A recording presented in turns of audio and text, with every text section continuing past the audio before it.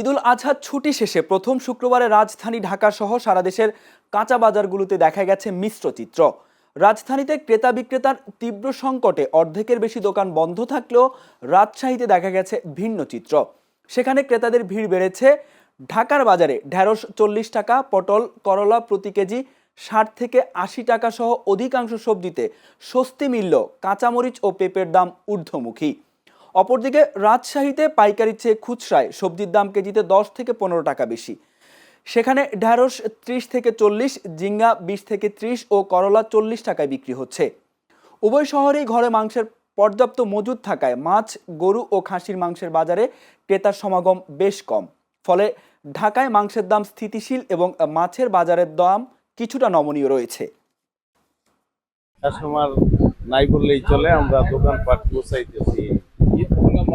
এখন পর্যন্ত সবকিছু নিরিবিলি দেখতেছি। ঢাকায় মনে হয় মানুষ এখন ঠিকমতো ব্যাক করে নাই। প্রচুর পরিমাণে মাছ তরকারি সরবরাহ আছে, তো দামও খুব বেশি আমার কাছে মনে হচ্ছে না। ঈদের আগেও যেমন ছিল ঠিক তো সেরকমই, এরকম ভাবে চলছে বাজার। ঈদ ভাঙ্গা বাজার তো টুকটাক মোটামুটি চলতেছে আর কি।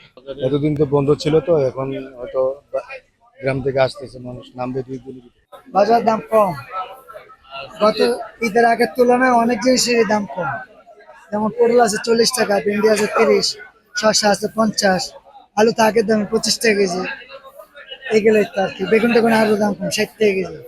শুধু একটু গাজরটা দাম বেশি, গাজর এলসি এগুলো দাম একটু বেশি।